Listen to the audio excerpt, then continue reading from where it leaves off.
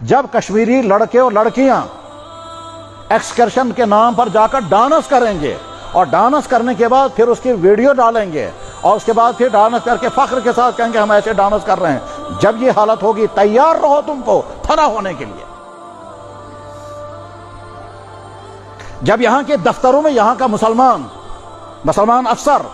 دین کو کہے گا دین تھا یہ مشید مز، اس کو تیار رہنا چاہیے فنا ہونے کے لیے اور ذلیل ہونے کے لیے۔ جب یہاں کے سکولوں میں یہاں کا مسلمان ٹیچر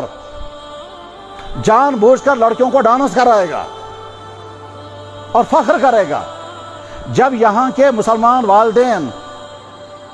لوگوں کے سیاسی جلسوں کے لیے اپنی لڑکیوں کو ڈانس کروائیں گے، اس کے بعد تم انتظار میں ہو کہ اللہ کے رحمتیں نازل ہوں گی تم پر۔ تیار رہو، اللہ کے لعنتیں کب برسیں گی، سوائے اس کے کہ توبہ اگر کرو گے تو بچیں گے۔ خاتم النبیین ہونے کے معنی یہی ہیں کہ میری امت میرے راستے کو چھوڑ کر کہیں اور نہ چلی جائے، اور اس طرح کے خطرات ہیں۔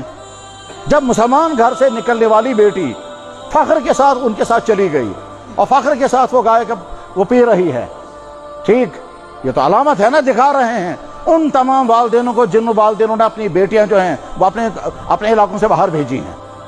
اور وہاں ان بیٹیوں کے ساتھ کیا کیا ہو رہا ہے، وہ بیٹیاں کیا کیا کر رہی ہیں، یہاں کے والدین اس کی پرواہ بھی نہیں کرتے ہیں کہ ہماری بیٹیاں کفر کر رہی ہیں یا ہماری بیٹیاں بدکاریوں میں مبتلا ہیں یا کیا کیا کر رہی ہیں، اس کے پرواہ ہی نہیں یہاں کی۔ اور وہ وہاں سے جب خبریں آتی ہیں اور وہیں ان کے ساتھ یہیں کی بیٹیاں کہتے ہیں جناب یہاں کی کشمیر کی لڑکیاں یہ کر رہی ہیں، اور آتی رہتی ہیں خبریں، ہم سے سوال کرتے رہتے ہیں۔ خاتم النبیین ہونے کے